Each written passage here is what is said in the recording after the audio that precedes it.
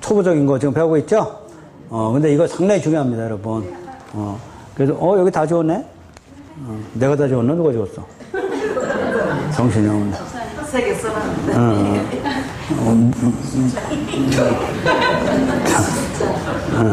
두 번째 뭐예요? 예. 이제 아주 애고 다니셔야 돼, 이거. 언약. 네 번째 할 차례잖아요? 빨리 끝나야 되는데, 이거 큰일 났네, 이거. 네 번째가 상당히 중요합니다. 율법과 복음이에요. 일반 목사님들이 율법과 복음이 정리가 안 된 거죠. 다시 말하면, 우리 창세기 이제 배울 거예요. 다음 시간에 창세기 배울 텐데, 운물, 아랫물이, 운물이 복음이에요. 물이 아니거든요. 운물이 복음이고, 아랫물이 율법이에요. 근데 운물과 아랫물이 합치면 홍수예요. 율법과 복음이 섞이면 그것이 홍수라고요. 심판이에요, 그게. 성경이 뭘 얘기하는지 아셔야 돼요, 여러분. 그럼 사단은 아까 용이 입을 벌려 거짓 선자 입에서 깨구리 같은 용이 입을 벌려 나오는 거죠. 그들은 율법과 복음을 섞여서 나와요. 그렇지 않으면은 다른 복음 가지고 나오고요. 요새 또 부활 복음 있다고 그래야 돼? 자기만 부활되나? 우리는 부활 안 되나? 그 복음을 이상하게 또 만들어가지고 또 부활 복음이 또 유행이라고 또 그거 배우러 가대. 또 어디 가면 또 피 뿌림에 받아야 된다나. 무슨 또 피 뿌리며?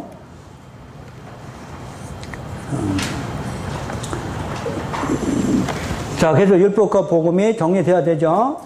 그래서 율법과 복음이 정리되는 것이 제일 어려워요. 제일 여러분들 이것이 정리가 안 되면 성경 해석 못 합니다. 자, 그래서 우리 아까 성경 해석법에서 제가, 잠깐 설명했죠. 주께로 돌아가면 벗겨진다 그랬죠? 그게 주께로 돌아가는데 복음으로 돌아가야 벗겨지는데, 우리, 출애굽기 20장부터 봅니다. 이게 제일 중요하기 때문에 여러분들, 여기서 전신 배짝 차리셔야 돼요.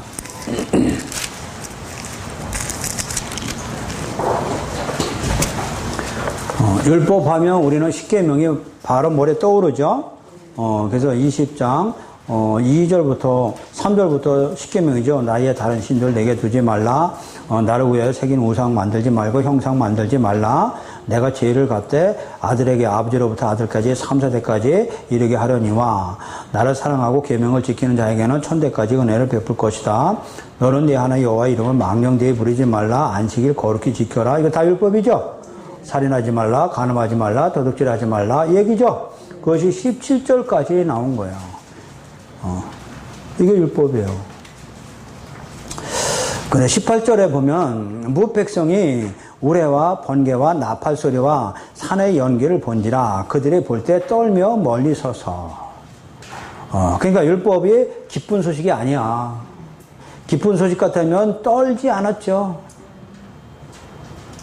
근데 떨었다는 얘기는, 멀리 섰다는 얘기는 뭐냐? 무서웠다는 얘기죠. 다시 말하면, 율법 지키기가 너무 어렵다는 얘기죠. 이걸 누가 지켜? 이 얘기입니다.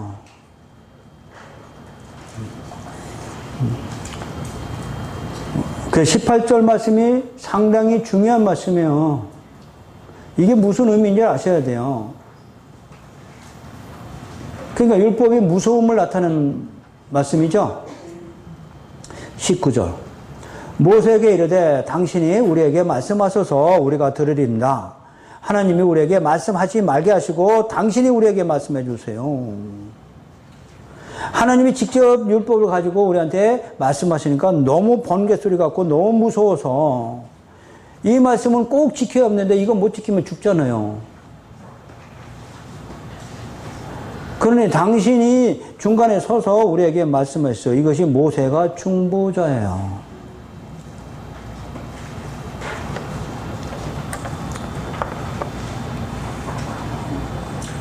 자, 그랬더니 20절 모세가 백성에게 이르되 두려워하지 말라. 하나님이 임하시면 너희를 시험하고 너희를 경외하여 범죄하지 않게 하려 하심이라.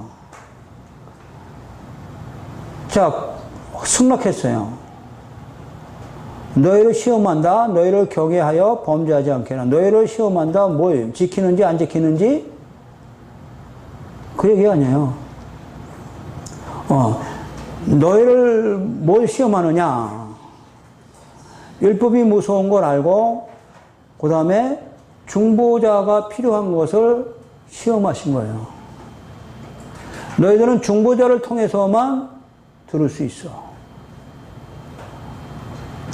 아까 법궤 설명할 때 내가 거기서 너를 만나고 너에게 이런 말을 할 것이야 얘기죠.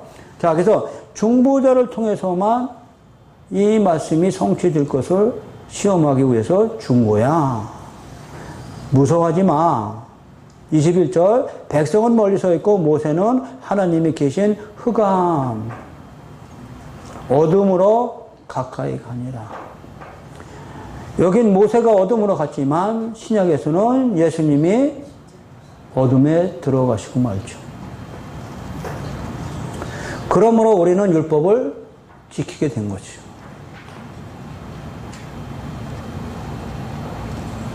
자, 이해하셨어요? 자, 그래서 예수님이 율법을 다 지키셨기 때문에 우리는 복음 안에 지키신 자가 된 거예요. 그것이 복음 안에 율법이 완전해진 거예요. 내가 못 지키는 율법을 지금 모세가 흑암으로 갔다고 설명해줘. 그래서 모세가 여기는 중보자의 그림이에요. 그럼 신약에서 우리의 중보자는 예수님이죠. 그래서 예수님이 우리를 위해서 흑암 십자가죠. 거기서 죽으시고 음부에까지 가셨죠. 그러고 나서 우리에게 율법이 아닌 복음을 주셨거든요. 이것을 너희한테 시험한 거라고 설명하고 있습니다. 우리도 이 시험하거든요.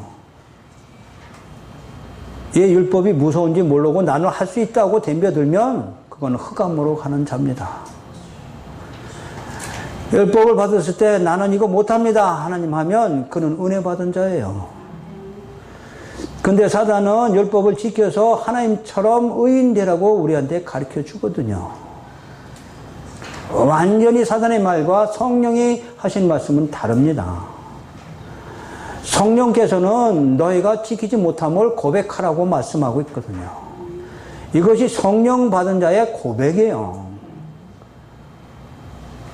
근데 성령 받았다고 하면서 나는 할 수 있다고 덤벼들면 이건 속았어요. 성령께서 오셔는 죄에 대해서 네가 누구라는 걸 가르쳐 준다고 죄인임을 깨닫게 해주죠. 그럼 죄인은 어떻게 해야 돼요? 예수를 믿어야죠. 그래서 의에 대해서 가르쳐 주는 것이죠. 그래야만이 심판을 면할 수 있다. 심판에 대해서. 아셨어요? 이게 성령 받은 자의 영성의 영성. 자, 그러면은 20장에서 십계명을 지키라고 준 거예요. 뭘 깨달으라고 준 거예요. 중보자이신 예수님을 통해서만 살 수 있다는 거 가르쳐 준 거잖아요. 여기 중보자는 모세가 나왔지만 결국 신약에서 중보자인 예수님이 오셔야 우리는 살 수 있다고요. 자, 그럼 예수님이 지금 십자가에서 죽었죠? 흑암으로 들어갔죠? 그러므로 22절 여호와께서 모세에게 이르시되 너는 이스라엘 자손 이같이 이르라 내가 하늘로부터 너에게 말하는 것을 스스로 보았으니 너희는 나를 비교해서 은이나 금이나 너희를 위하여 신상 만들지 말고 내게 토단을 쌓아. 십자가예요, 토단이. 그 위에 내 양과 소로 내 번제와 화목제 드려라. 여기 소와 양, 화목제 전부 예수예요. 그럼 한마디로 십자가에서 토단을 쌓고 너희들은 누구 드리라는 얘기예요? 예수 드려야만 살아. 예수가 내 죄를 대신해서 소나 양이 죽은 것처럼 예수가 죽어야만이 이 율법을 지키는 거야.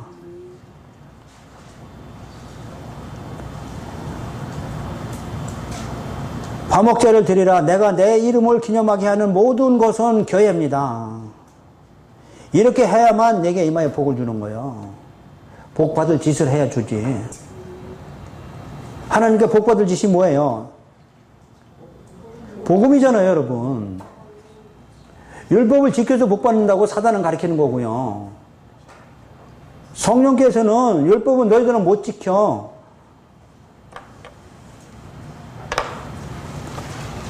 복음을 받아들여야만 예수가 우리를 위해서 대신한 것 준 걸 믿음으로 너는 복을 받게 되는 거예요. 그게 지금 20장 안에 있어요. 20장 안에. 이게 보여야 되는데 이게 안 보인다, 이게. 목사님들이 눈이 멀어가지고 이거 다 지키래. 아, 이거 못 지킨다고 그러잖아.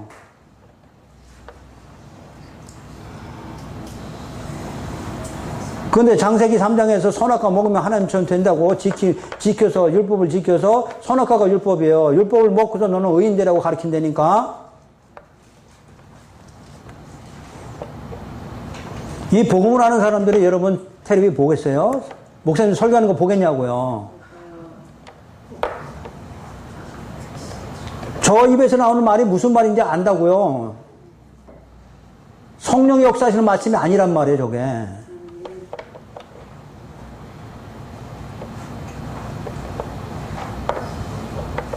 근데 거기다 대고 다 아멘이거든요. 하지도 못하면서. 전부 다 해치는 무덤 같은. 삭개오처럼요, 나무 뒤에 숨어서 뽕나무 위에 올라가야 돼요. 다들 의인인 것처럼 예수님 따라가는데, 삭개오는 부끄러워가지고, 나무 뒤에서 살짝 섰는데 그를 찾아오거든요. 누가 만나요? 죄인이 만나는 거거든요. 그래서 에레미야 24장에 설명하죠. 내가 죄인은 의인 만들 것이고 의인은 죄인 만들 것이라고요.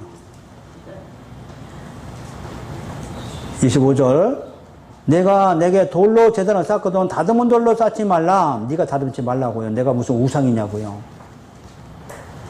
내가 정으로 그것을 쪼면 부정하다. 너는 층계로 내 제단에 오르지 말라. 내 하체가 그 위에서 드러날 거다. 하체 가리고 와. 예수 옷 입고 와. 이 얘기예요. 아담과 하와가 죄졌을 때 하체 다 드러났죠? 그랬더니 무화과나 율법으로 가렸죠? 근데 율법을 가리고 계속 가려야 되는 거죠? 가려도 끝이 없는 거잖아요. 여러분 그래서 죄에 앉으려고 애쓰다가 목구멍까지 차야 복음 듣는다니까.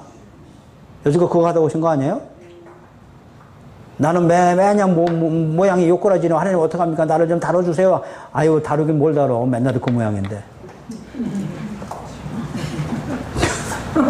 뭘 다루기는 맨날 그 모양인데. 안 다뤄지는 거예요, 여러분. 인간은 절대로 안 바뀌어요. 하나님과 사람하고 싸워서 누가 이겨? 우리가 이겨. 이긴 자 이름을 뭐라고 그래? 이스라엘이라고 그래. 참.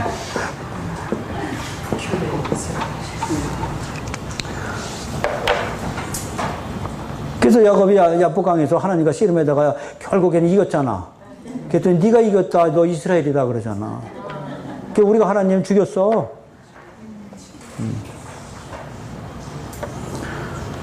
자, 이게 복음이거든요. 아셨어요? 그래서 20장은 율법이 내려왔다고 그러잖아요. 아니요, 복음이 내려왔죠. 어떻게 율법이 내려와? 이해하셨어요? 이거 뚫지 못하면, 이거 정리 안 되면 성경 못 뚫는다고 그랬어, 제가. 이게 율법과 복음의 정리요. 자, 32장.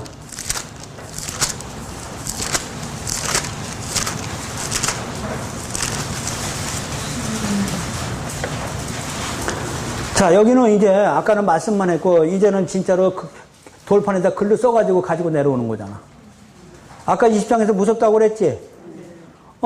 그런데 지금 산에 올라가가지고, 지금 모세가 두 돌판을 가지고 내려오는 장면이잖아요. 16절 보세요. 32장 16절. 그 판은 하나님이 만드신 것이요. 글자는 하나님이 쓰셔서 판에 새기신 것이라. 얘기죠? 그러니까 여기는 첫 번째 돌판은 판도 하나님이 만들고 글씨도 하나님이 쓰셨어. 요한복음에 가면은 8장에 가면 예수님이 땅에다 쓰신 것이 바로 이거요. 이거 모르니까 또 영서라고 그러고.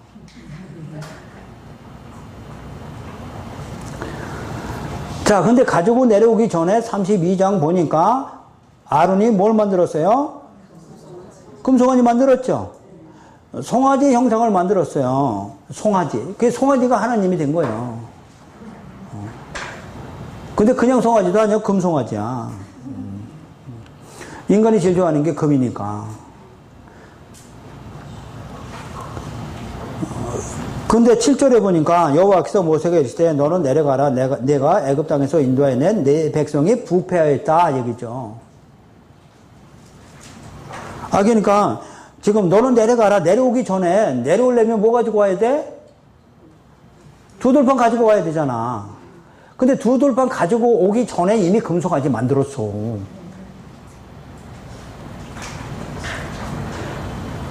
다시 말하면 탐욕이 가득하고 제약이 가득한 우리가 무슨 율법을 지킨다고.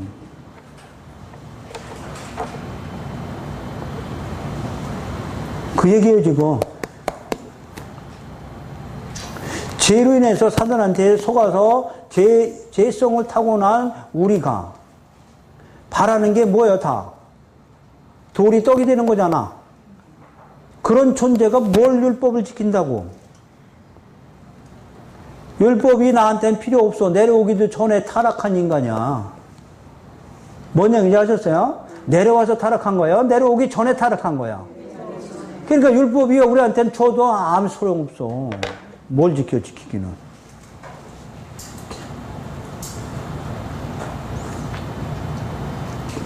그것이 9절이에요. 여호와께서 모세에게 이르시되 내가 이 백성을 보니 목이 뻣뻣한 백성이야. 목이 뻣뻣한 백성이야. 그랬더니 하나님이 진노했죠?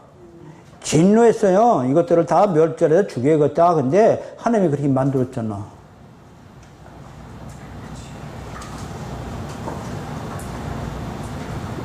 그랬더니 13절 모세 기도입니다.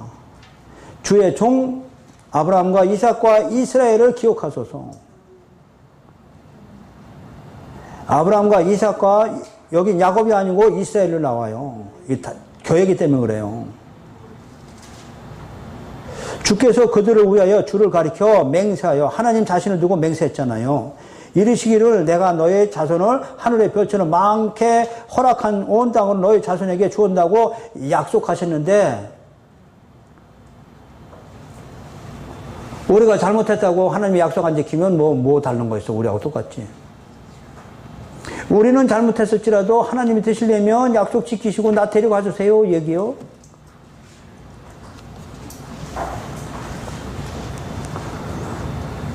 뭐 지켜달라는 기도해 지금. 그럼 약속을 지켜달라고 하는데 하나님은 그러면 하나님이 되시려면 약속 지켜줘야지. 그분이 나의 하나님 안 되려면 안 지켜줘도 되지 뭐. 근데 반드시 내가 한 약속의 말씀은 맹세코 지켜준다고 했었죠. 왜? 하나님 이름 때문에. 그럼 그 약속은 다 어떻게 된 겁니까? 얘기죠. 아브라함한테 한 약속 어떻게 된 겁니까? 얘기죠. 그럼 아브라함한테 뭐예요? 하나님 사기친 거예요? 뭐로 얘기한 거야? 지키지도 않을 거. 아브라함이 뭐 하나님 말씀 순종해가지고 잘 갈 줄 알았다고? 안 가요. 아브라함 아니라 인간은 하나님 말씀에 순종하는 자가 하나도 없어요. 근데 우리를 잘 아시는 그 전능하신 하나님이 그런 약속을 왜 했냐고. 한마디로 하나님 누구 약 올리는 거 아니요. 나를 잘 알잖아 그분이. 내가 못 지킬 거 알잖아요. 선악과 먹을 거 알면서 왜 만들어 놓았어.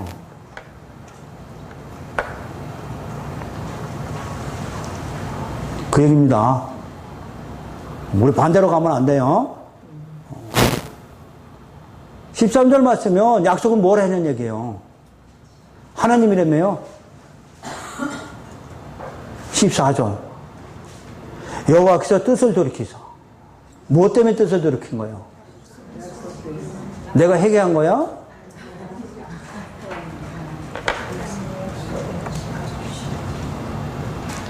말씀하신 화를 백성에게 내리지 아니하시니라. 살았네. 뭐 때문에 살았어? 약속 때문에 살았잖아. 그럼 이 약속 안에 우리를 용서해 주시는 하나님의 사랑이 들어가 있다니까. 여기서 하나님의 사랑을 발견하는 거예요. 나는 이런 하나님이야. 너는 지금 죽을 짓을 했지 사실. 그렇지만 나는 약속 때문에 너를 못 죽여. 그럼 피할 길은 여러분 약속의 말씀 붙잡는 거네. 네, 그래서 피할 길을 주시는 거야.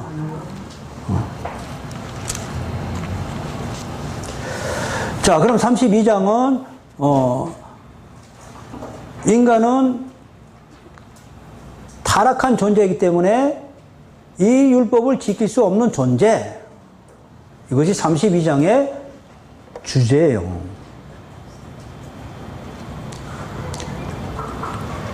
하나님은 지킬 수 없다고 그러고요. 사단은 지킬 수 없다고 우리를 부추긴다고요.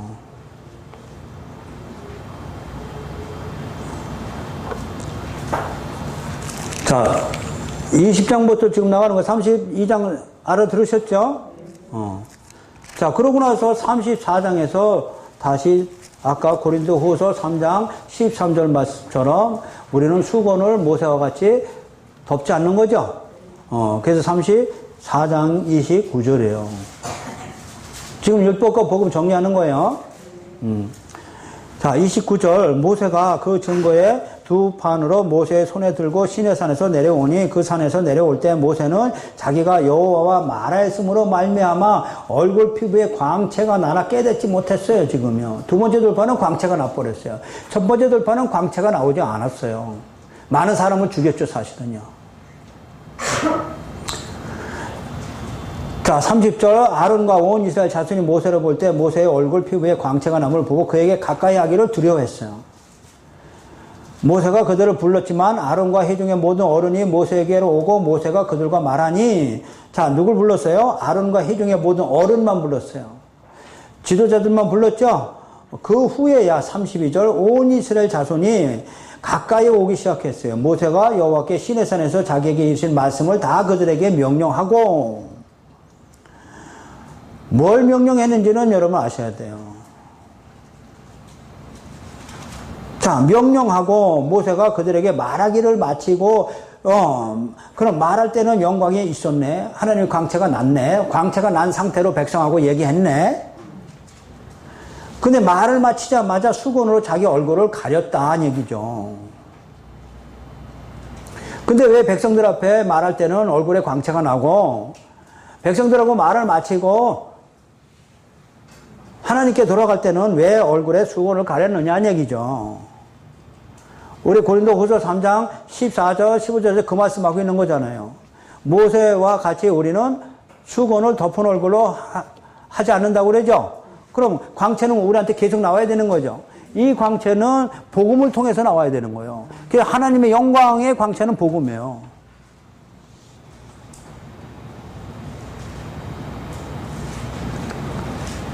근데 지금 모세는 복음이 아니고 율법이거든요.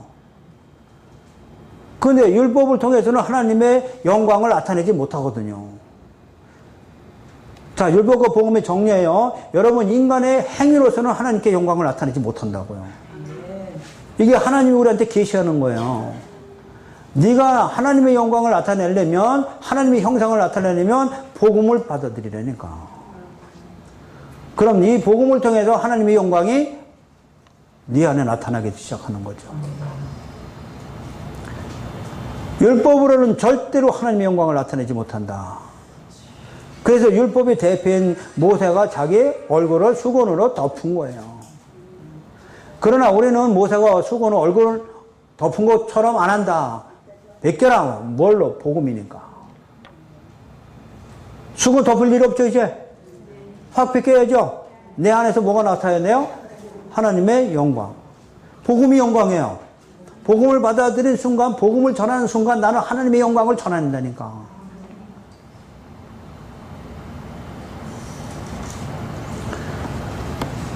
그래서 모세 율법을 통해서는 하나님의 영광이 나타나는데 잠깐 광채가 나타나서 백성들에게 말할 때만, 그죠? 백성들에게 말할 때만 광채가 나타나는데 요걸 우리는 모학선생이라고 그래요. 모학선생이라는 의미는 초등교사라는 얘기죠. 국민학교 선생님.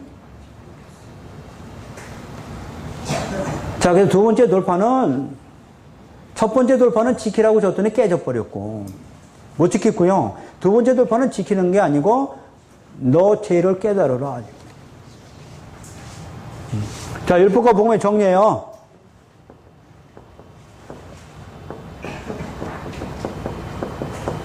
우리에게 하나님의 율법을 주신 목적.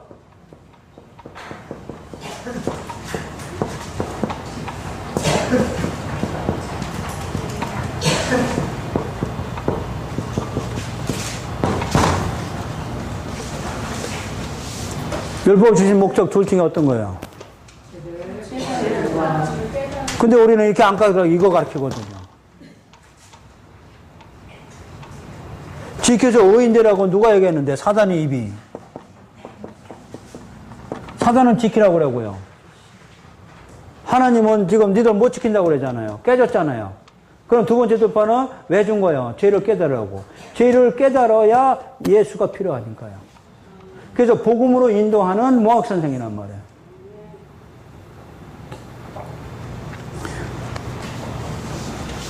그럼 율법을 지켰다는 얘기는 무슨 얘기일까? 나는 율법을 통해서 죄를 깨달은 게 율법 지킨 거예요.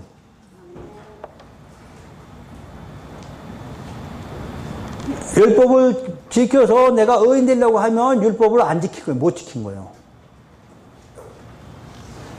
지금 율법과 복음이 정리가 되셔야 돼요, 여러분. 이것이 제일 정리가 안 된 거예요, 지금. 율법이 지켜서 의인 되는 거라고 다 가르친단 말이에요. 누구한테 속았다고 다. 진리의 말씀, 생명의 말씀이 없어서 사단한테 다 속았다고. 이건 하나님의 말씀이 아니란 말이야. 하나님이 두 번째 돌파로 다시 주신 것은 또 지키라고 준 게 아니야. 어떤 목사님도 설교할 때 아마 안 지키면 깨지니까 또 지키라고 해서 두 번째 주셨다는 미쳤어, 진짜. 미친 게 아니라 사단한테 넘어갔어요. 그래서 모세의 얼굴에 잠깐 광채가 난 거야. 그렇지만 율법을 통해서 하나님 영광 못하는 건 축은 덮었죠. 잠깐 광채가 왔다는 것은 죄를 깨닫다. 그래서 바울이 로마서에서 뭐라고 그래요? 율법도 선한 것이다. 율법으로 말미암지 않고는 내가 어떻게 죄인임을 알겠느냐 얘기잖아요. 이게 율법을 주신 목적이요. 말씀 가지고 전쟁이라고 그랬어요. 제가 처음에 설명했어요. 혈과 육의 전쟁이 아니고 영과 영의 전쟁이 말씀과 말씀의 전쟁이라고 그랬어요. 그런 율법의 말씀을 가지고 사단이 우리를 유혹한다고요. 지켜서 의인되라고요. 근데 성경은 절대 그렇게 의인 못다. 믿음으로, 복음을 믿음으로 되는 것이지. 완전히 하나님과 대적하는 행위가 하는 거예요. 이게 교회예요.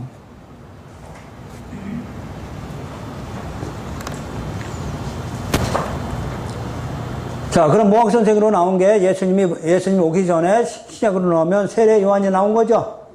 세례 요한이 와서 모학선생 한 거예요. 회개하라. 율법이에요, 율법. 마지막 선지자잖아. 구약의 마지막 선지자가 율법의 선지자죠? 그러므로 회개하라. 천국에 가까웠느니라. 얘기죠? 그것이 모학선생이에요. 그래서 모학선생 역할 하다가 모가지가 댕강 잘라서 죽잖아요. 나 할 일 다 한 거죠?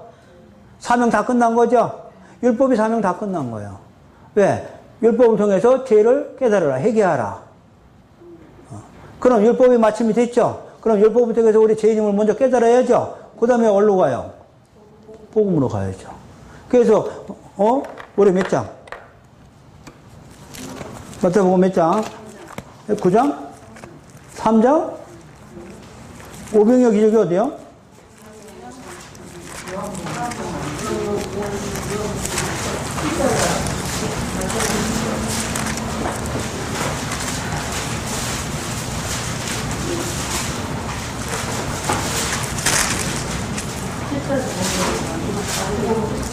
(14장) 그쵸, 14장.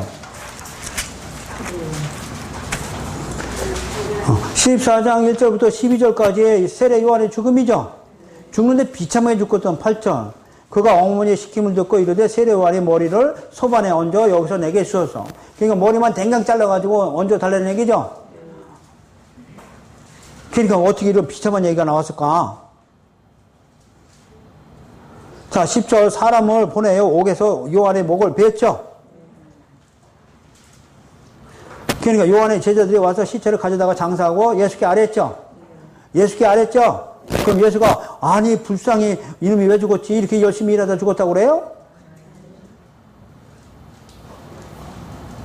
13절 예수께서 들으시고 뭘 들었어? 세례 요한의 죽음 들었죠. 배를 타고 떠나서 빈들에 가셔가지고 무리가 듣고 여러 고렵도 걸어서 따라갔죠. 예수께서 나와서 큰 무리를 보시고 불쌍히 여기서 그 중에 있는 병자를 고쳐주는데 어떻게 고쳤느냐? 너희가 먹을 것이 없다니까 하나님을 축사해가지고 하늘에서 뭐가 떨어내려와? 떡이 내려온 거죠. 떡이 내려와가지고 다 배불리 먹고 남은 조각이 12바구니에 찬 거잖아. 21절 먹은 사람은 여자와 어린이에 5,000명이나 됐잖아. 아니 예수님은 요한이 죽었다니까 잔치 벌리고 있고 세례 요한이 죽었는데 그놈 슬프다고 그래? 순교했다고 그래? 들으시고 바로 뭘로 가요? 오병이어 기적이잖아. 그럼 세례 요한이 모가지가 댕강가가 죽었다는 것은 율법의 마침이죠. 여러분도 율법의 마침이 되시기 바랍니다. 이것이 섞이면 안 돼요. 새 포도주는 새 부대에 담아야 돼. 헌 부대에 율법과 복음이 같이 가면 찢어진다니까. 같이 안 가는 거예요, 여러분.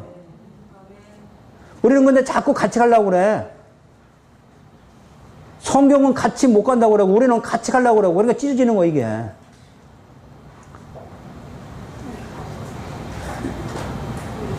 새 포도주는 복음이죠. 그거 헌 부대에 담으면 둘 다 터져서 찢어진다고 그러잖아요. 죽어라고 말 안 들어 그래도. 내가 여지껏 고생한 거 아까운가 봐. 빨리 버리세요, 빨리. 아까운 거 빨리 버리세요. 모가지가 생강 잘라줘야 된다니까. 이거 왜 못 자르느냐고.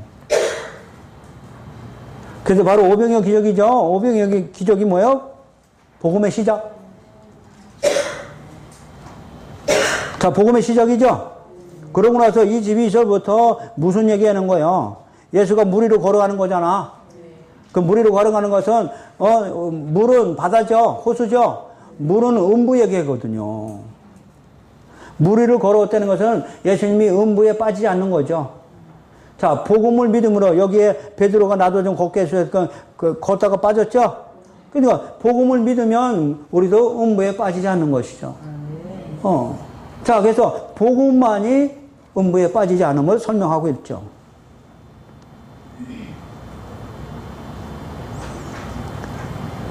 그러고 나서 14절부터 36절까지 게네사렛 땅에 이르니 36절 다만 예수의 옷자락이라도 손을 대게 하시기를 간구하니 손을 대는 자는 다 나음을 얻으니라 그랬죠. 그럼 예수의 옷자락이 또 뭐야? 복음의 옷이에요. 예수 옷이라고요. 가죽 옷이라고요. 그럼 가죽 옷에 손을 대면 다 낫는 거죠.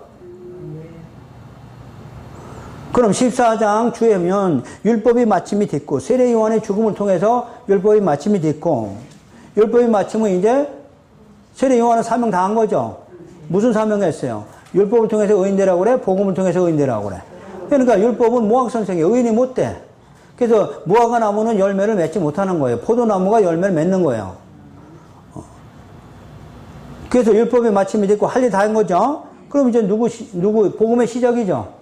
그래서 새 언약의 일꾼 우리들이잖아. 고린도후서 3장 6절이죠. 예. 새 언약의 일꾼은 율법 조문을 하지 않고 율법 조문은 죽이는 것이고 복음은 살리는 것이다. 그것이 새 언약의 일꾼이야.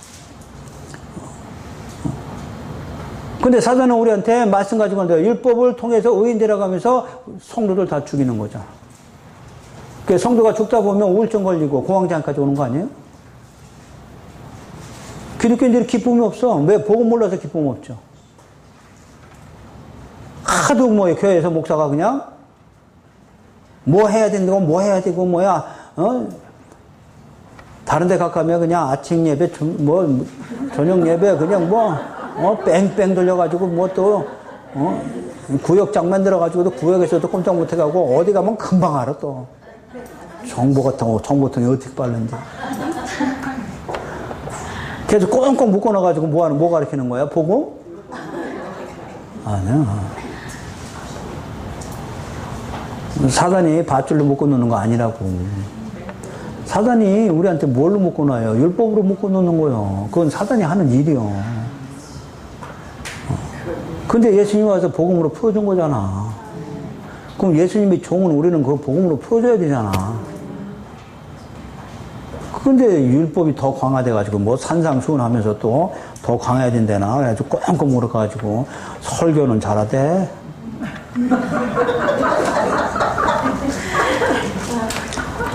지인을 하지도 못하면서.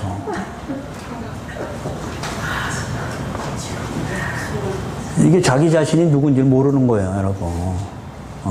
내가 누군지 몰라서 그런 얘기가 나온다고요.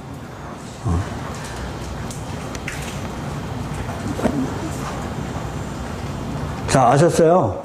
그러면 율법과 복음이 정리되셔야 돼요. 율법은 오로지 뭘 깨닫는 것? 죄를 깨닫는 것.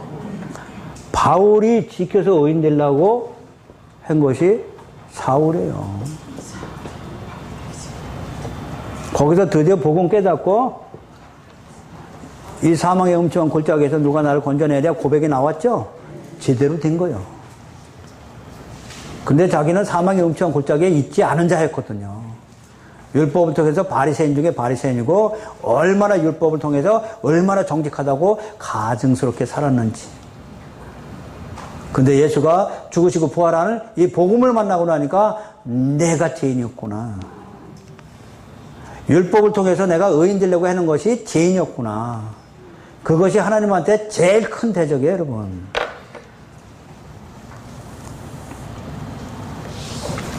결국 고백 나온 거죠? 오라, 그러면서 예수 그리스도를 통해서 내가 감사한다는 말씀 나오죠? 네, 이 찬양이 올라 퍼져야 돼요. 자, 그래서 율법과 복음 정리되셔야 됩니다. 이것이 정리 안 되면 성경 못 들어요. 기본이에요, 기본. 근데 죄송하지만 율법과 복음이 정리되신 분이 한국에 목사님 몇 분 계실까?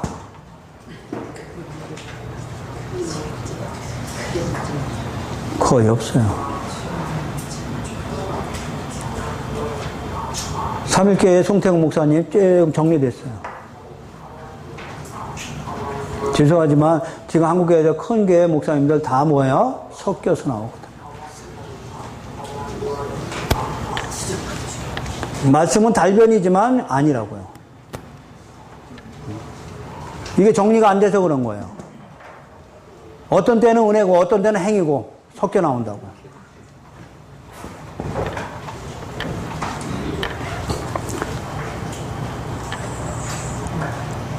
저는 이걸 목회하기 전부터 알았으니까요. 신학교 때부터 알았으니까 제 설교는 우리 교인들 보고 하라 하지 말라 뭐 이런 얘기 한 번이라도 나왔으면 우리 교인들 있으니까 저한테 한번 얘기하세요. 저 한 번도 나온 적이 없어요. 지금 7년 동안 설교하지만 제 설교는 100% 다 뭐예요? 은혜 중심이에요. 그럼 은혜니까 우리 행위 강조하지 않으니까 나는 뭐 11조 안 내고 헌금 안 해도 되네. 천만의 말씀. 훨씬 더 나옵니다. 은혜에 감동된 게 더 나옵니다. 이런 거. 아셨어요? 해라고 하면 억지로 조금 떼먹고 하죠, 뭐. 근데 은혜는 떼먹지 않고 하거든요.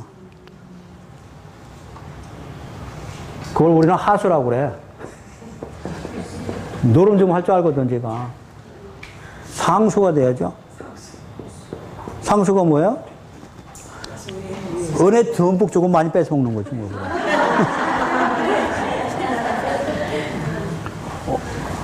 요새는 약어서 하라 하지 말라 해서 될 일이 아니에요. 은혜 받은 감동 받으면 하지 말라도 해요. 제가 좀 자랑하거든요.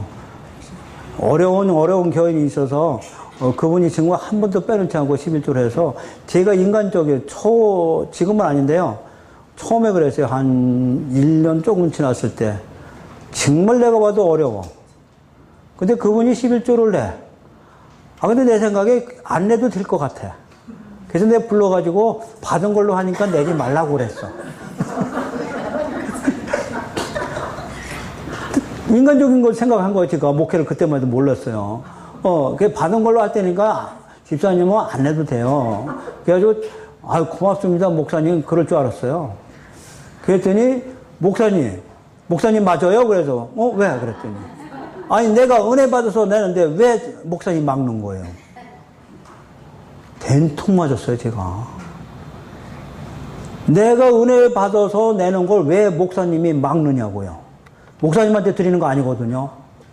저는 하나님한테 드리는 거거든요. 근데 목사님 뭔데 이걸 내지 못하겠냐고. 제가 그날 엉엉 울었어요, 진짜로. 이야, 이게 뭐냐. 나는 인간적인 생각을 했더니 아니더라고요.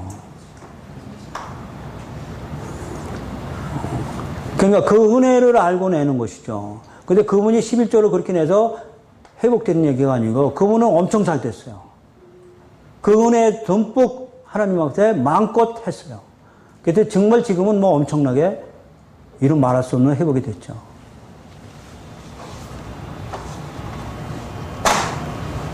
제가 그때부터는 절대 내지 말라는 얘기 안 해요, 이제. 그때부터는 절대 안 합니다. 이게 내 목회가 제가 잘못됐구나. 인간적인 생각을 했구나. 이렇게 생각합니다. 자, 율법과 복음은 상당히 중요합니다, 여러분. 그 다음에 용어 해석 아셔야 돼요, 용어. 용어는 여러분들 성경 하나하나 제가 해가면서 여러분한테 할 거예요. 할 건데, 예를 들어서, 아까 우리 누가복음 13장인가, 포도원에 무화과 나무를 심었더니, 아니, 빌라도가 갈릴 사람 몇 사람을 죽였잖아요. 그래서 예수님 설명하죠. 너희들은 죄가 없어서 죽은 자 아니야? 회개하지 않으면, 너희들도 그렇게 된다는 얘기죠. 두 번이나 말씀하신 거죠. 근데 그 다음에 단락에, 포도원에 무화과 나무를 심었는데 열매를 얻지 못해서 3년간, 내가 뭐 한다고요? 거름을 두고 두루 팔 테니까, 그때도, 회개하지 않으면, 그때는, 쓸어버렸어. 그러니까 회개하지 않으면 회개가 뭐야? 그렇죠. 복음으로 돌아가는 게 회개예요. 우리는 자꾸 죄에 대한 회개만 얘기하는데 아무리 죄에 대한 회개를 해도 복음으로 안 들어가면 그 회개 아무 무효. 복음으로 들어가면 모든 죄가 다 없어지는 거거든요. 자, 그래서 회개라는 의미 용어예요, 용어. 이게 성경적 용어거든요. 그리고 제가 제일 강조하는 게 뭐예요? 성경에서 제일 문제가 나오는 게 행위잖아, 행위. 행위 없는 믿음은 죽은 믿음이다. 맨날도 행위인데, 이 행위는, 우리 손으로 하는 행위 얘기하는 거 아니거든요. 예를 들어서, 야고보서에 나오는 말씀이죠. 물론, 가난한 자 돕고 이런 행위도 따라야 되지만, 그보다 더 중요한 건, 우리, 여호수아에 나오면 다말 있잖아요, 다말? 다말이 여리고성에 있는 기생이었잖아요. 근데 라합, 그건 나이 탓이니까 이해해 주세요. 어쩔 수 없어요. 어쩔 수 없어. 어떤 분이 전화가 왔더라고요. 목사님, 시내산에서, 모세가 율법 받았는데 왜 바울이 받았다고 그래요? 나 그거 몰랐어요. 전화 안 했으면 몰랐어요. 제가 강의한 건 저는 한 번도 들어본 사실이 없어요. 안 들어요. 항상 부끄러워서 그래요. 제 목소리 자체가 부끄러워요. 원래 그런 거예요. 그래서 그냥 믿으면 나가는 거예요, 무조건. 행위가, 예를 들어서, 우리가 하는 손으로 하는 행위를 얘기하는 거 아니거든요. 다시 말하면 각 사람이 하는 행위대로 내가 갚아주겠다 하는 얘기는 네가 하나님을 믿느냐 우상을 믿느냐 이런 얘기예요. 그래서 아까 라합이라고 그랬나요? 라합이라는 여자가 여리고성에 있다가 정탐꾼 만나잖아요. 정탐꾼들을 통해서가 아니고요. 이미 애굽에서 출애굽할 때 이들은 다 들었어요. 온 천하가 다 들었어요. 아니 수백만이 어느 나라에서 나오는데 이북이 지금 산발선이 터져가지고 이북 사람들이 지금 온 세계로 나오면 해외 토픽이잖아요. 아마 한 10분 내로 다 터져버릴 거예요. 그러니까 출애굽할 때도 그 사건이거든요. 이 노예들이 어떻게 나는데 바로가 누구예요? 엄청난 힘 있는 자거든요. 그 당시에 최고거든요. 근데 그 바로 왕을 무찌르고 나오는 것은 온 천하가 다 들었는데 그 중에 라합도 들었거든요. 라합이 그걸 듣고 상처나지에 그런 하나님 없다. 너희들이 이 땅을 침범하러 왔는데 너희들이 분명히 하나님이라는 신이 있기 때문에 이길 거야. 그러나 그때 나 좀 구원해 줄래? 그랬더니 그때 한 얘기가 뭐예요? 네 집에 붉은 줄을 내려라. 요걸 행위라고 합니다. 아셨어요? 붉은 줄을 내리는 걸 행위라고 한다고요. 붉은 줄을 안 내리면 죽어요. 그럼 예수를 우리도 믿어야 되는 거죠. 예수를 믿는 걸 성경은 행위라고 한단 말이에요. 그 행위대로 너에게 갚아주겠다. 근데 이 행위를 우리는 손으로 하는 행위로 다 바꿔치겠단 말이에요. 그래서 행위 중심이 된 거예요. 아니요, 이 행위가 그런 의미 아니라고요. 아셨어요? 상당히 중요합니다. 이 행위가 많이 나오거든요, 성경은. 근데 우리가 생각하는 행위가 아니라고요. 이게 성경적 용어 해석이에요. 이런 말씀이 많습니다, 여러분. 회개도 마찬가지고요. 죄도 마찬가지고요. 뭐 윤리적인 죄, 이런 죄를 죄라고 그러지 않거든요, 성경은. 이 죄가 뭐예요? 관역을 빗나간 거예요. 그럼 관역은 또 뭐야? 관역이 십자가의 복음이에요, 여러분. 십자가를 빗나간 걸 우리는 죄라고 그러거든요. 그러니까 이런 용어를 여러분들이 다 해석하고 하셨죠. 상당히 제일 중요합니다, 이것이. 예에서 상급이라는 말씀도 나오죠. 방패라는 말씀도 나오죠. 상급이 뭐예요? 구원 얘기하는 거라고요. 구원의 상급을 얘기하는 거 아니란 말이에요. 구원의 상급이라는 것은 구원을 얘기하는 것이라고요. 방패도 마찬가지죠. 나는 너의 방패니 이 얘기죠. 아브라함한테. 그럼 이 방패가 뭐냐? 나를 지켜주는 거잖아요. 그죠? 그럼 이 방패가 우리한테는 예수님이고 예수님이 뭘 지켜줘요? 말씀. 그래서 말씀이 우리한테는 방패가 되는 거예요. 이런 용어를 여러분들이 다 찾아서 성경적 용어로 해석할 수 있는 능력이 있어야 돼요. 이거는 시간이 걸려요. 성경 해석하면서 다 바꿔주고 배워야 돼요. 그러면 성경이 이제는 완전히 뚫리게 돼요.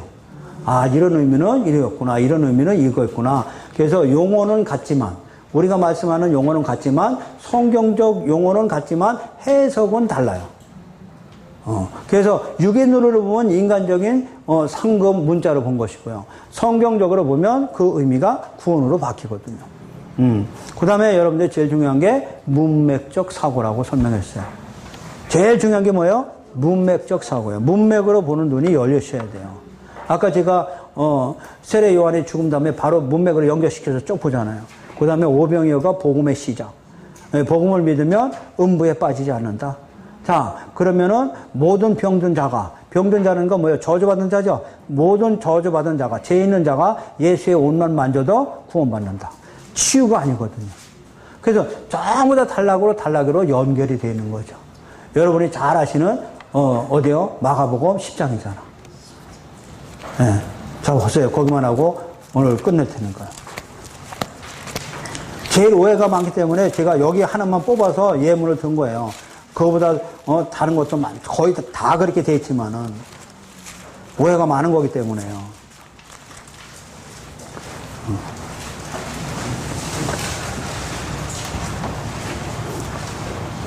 자, 지금 문맥 배우는데 마가복음 10장 첫 번째 단락에 이혼 문제잖아요. 그죠? 그러니까 이 이혼 문제가 지금도 해결이 안 되고 있어요. 한국교회에서는. 부인하고 이혼하면 안 되고 남편하고 이혼하면 안 된다는 얘기잖아요. 기독교인들은 이혼하면 안 된다. 지금도 그거 가르치잖아요. 요걸 뭐라고 그래? 사람의 기명.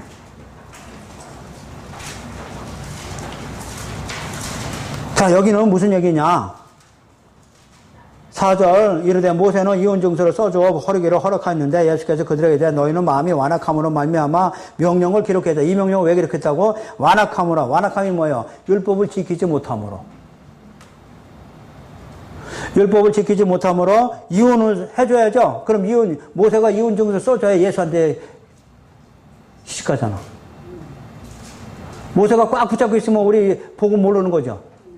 그러니까 모세는 너희가 마음이 완악함으로 율법을 지키지 못함으로 이혼 증서를 허락했다. 6절 창조 때부터 사람을 남자와 여자로 지으셨으니 이러므로 사람이 부모를 떠나서 둘이 한 몸이 될지니 이러한 적 이제 둘이 아니요 한 몸이다. 이걸 에베소서 5장 31절로 예수와 교회라고 설명하잖아요. 근데 우리는 예수와 교회를 남편과 부인으로 바꿔치겠다고. 하나님의 계명을 사람의 계명으로 바꿔치게 했다고. 그래서 이혼하면 안 된다. 이혼한 여자들이 교회 오면은 뭐요? 고개를 못 들어. 제가 어느 신학교에서 강의했더니 두 여자가 따라 나왔더라고요.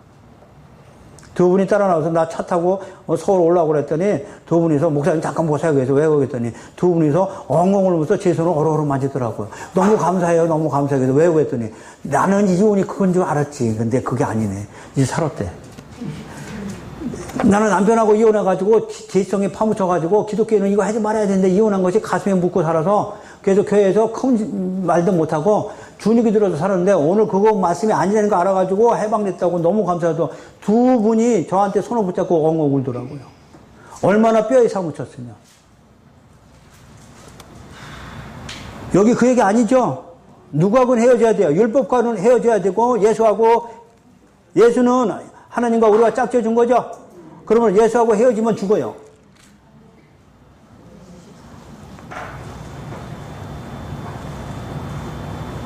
그러면 11절 이 시대에 누구든지 아내를 버리고 다른 데 장가드는 자는 본처에 간음한 거다. 아내를 버리고 다른 데 장가가면 예수도 나 버리고 다른 데 장가가면 간음한 거예요. 나 버려 안 버려? 안 버린다고. 또 아내가 남편을 버리고 다른 데로 가면 우리가 예수 버리고 다른 우상 따라가면 그게 간음한 거야. 그러기 전에는 안 버려. 뭔 얘기인지 아셨어요?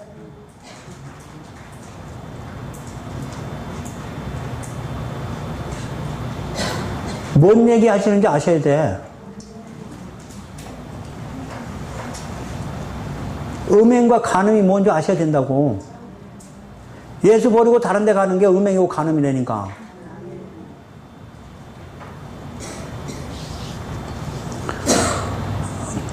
그러면 첫 번째 단락은 이혼 문제가 아니고 예수님과 이혼하면 안 된다는 얘기죠.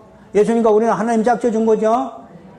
그런데 우리는 사람의 계명으로 가르친다니까 지금도 이거 해석해 쓰는 목사가 지금 한국에 없잖아요. 나 못 들어봤어요. 근데 이것이 왜 이런 해석이 나오느냐? 문맥적 사고가 안 됐기 때문에 그래요. 요 단락만 본 거죠. 자, 13절부터 16절까지 어린아이 나오는 거죠. 그러면서 바로 어린아이가 두 번째 단락이 어린아이와 같이 받들지 않는 자는 결탄고 하늘 아래 못 간다 한 얘기죠. 15절 말씀이에요. 내가 진실로 너에게 이르노니 누구든지 하나님의 나라를 어린아이와 같이 받들지 않으면 결탄고 들어가지 못한다. 어린아이처럼 순수하게 하나님의 말씀을 아멘하고 받아야 간다는 얘기예요. 복음을 받아들여야만 천국 간다는 얘기예요. 어린아이는 아버지가 뭐라는 얘기하면 다 알아듣죠. 어린아이한테 거짓말하면 안 되는 거죠. 왜? 고식대로 들으니까. 그래서 어린아이들처럼 하나님의 말씀을 그대로 순수하게 받아들이면 천국 간다는 얘기예요. 그리고 세 번째 단락에 17절부터 지금 부자 청년 나온 거죠. 영생을 얻으려면 어떻게 합니까? 그러니까 내가 율법을 지켰냐면 율법을 다 지켰다 하는 거죠. 그럼 율법을 다 지켰으면 이웃에게 집에 있는 것을 너희가 나눠줘라 그랬죠. 근데 집에 있는 것을 나눠줘야 되는데 그는 싫어서 이게 유대인들이 부자거든요. 뭐 부자예요? 말씀의 부자거든요. 부자 청년을 통해서 유대인들을 지금 비꼬고 있는 거잖아요. 예수님이. 유대인들은 하나님 말씀을 가지고 있었죠. 이걸 가지고 남한테 주어서 살려야 된다는 얘기죠. 이웃에게 가난한 자를 도와라 이런 얘기죠. 그 얘기 아니에요. 부자 청년이 말씀을 많이 가진 자를 부자라고 그런다고 성경은.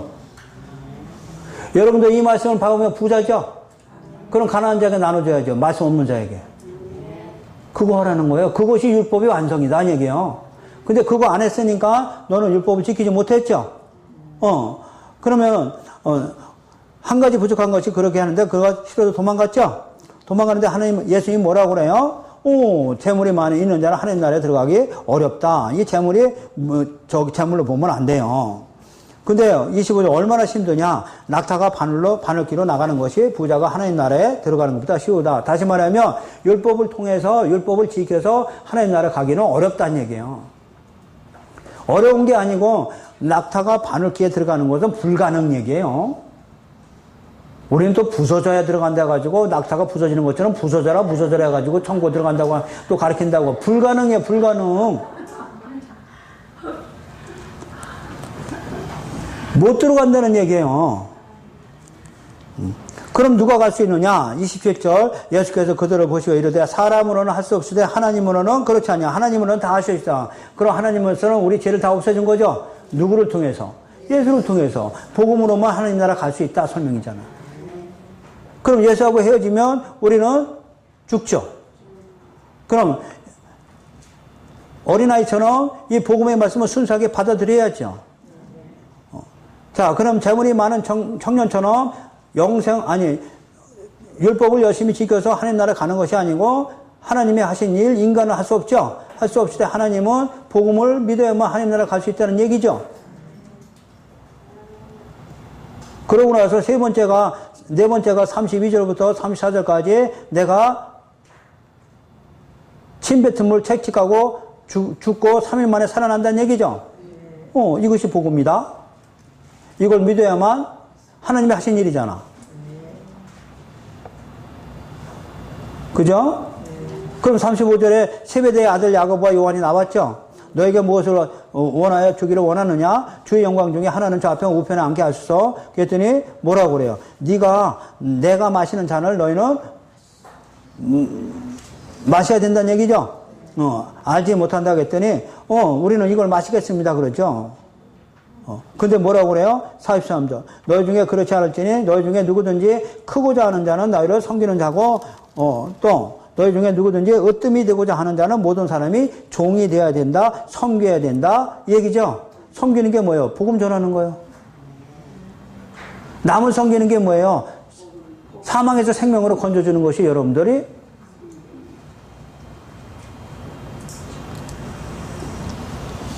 그럼 그런 자가 하늘에서는 큰 자단 얘기예요. 자, 인자가 온 것은 섬김을 받으러 함이 아니라 도리어 섬기려 하고 자기 목숨을 많은 사람의 대성물로 주려고 한다. 그러니까 너희도 이렇게 해야만이 하늘에서 큰 자다. 얘기죠. 그러니까 복음을 전하는 것이 우리가 죽은 자를 살리는 거잖아. 하늘문을 열리는 거잖아. 아셨어요? 자, 이 복음을 통해서 우리는 하나님을 만나게 되는 것이고 이 복음을 믿음으로 하나님 나라에 가는 것이고 이 복음을 믿음으로 우리는 영원한 생명을 가진 자가 되는 거잖아. 그럼 이 복음을 갖지 않은 자에게 뭐 해줘야 돼?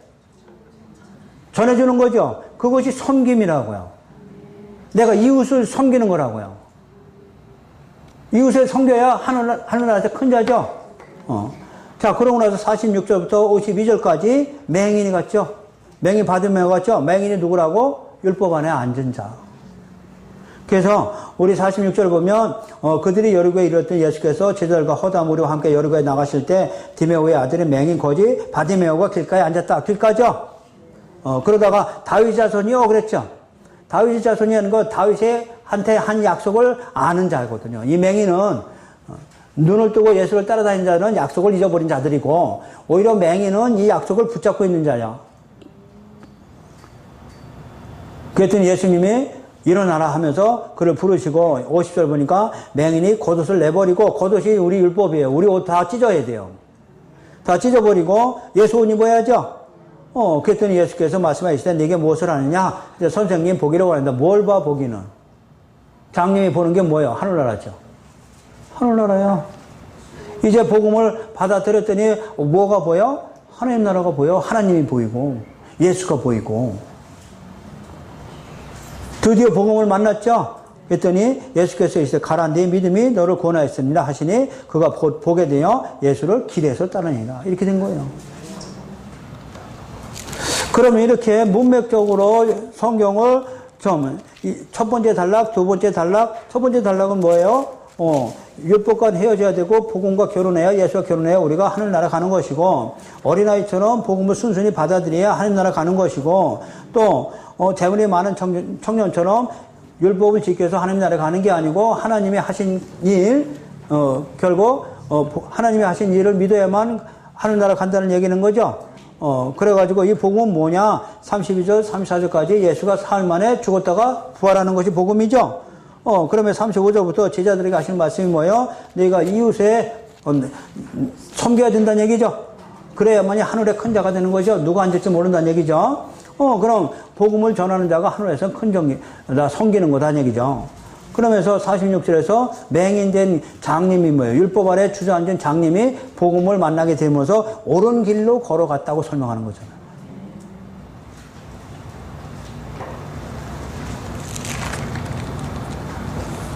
자, 그럼 첫 번째 단락 두 번, 세 번, 네 번, 다섯 번, 문맥, 단락마다 여러분들 연결시켜서 보는 거예요. 성경 다 읽게 됐어요. 그래서 권을 연결시켜야 되고, 장을 연결시켜야 되고, 단락 연결시켜야 돼요. 그럼 이거 권 연결, 장 연결, 단락 연결하면은 이게 하루아침에 기도해서 팍 열리는 거예요, 그냥? 뭐 열리기는 뭘 열려? 일독도 못하면서. 그러니까 이 연결이 되려면 여러분들 최하 2년 반에서 3년 고생하셔야 되는 거야.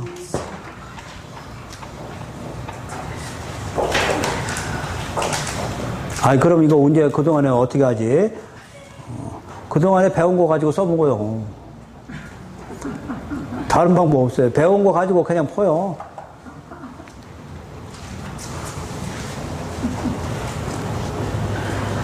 질문하면 질문은 당분간 하지 말라고 그래, 그냥.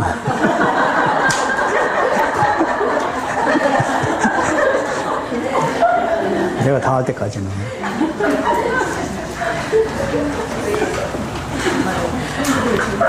하여튼 배운 거 계속 써먹을 때 많이 열려요. 뭐라도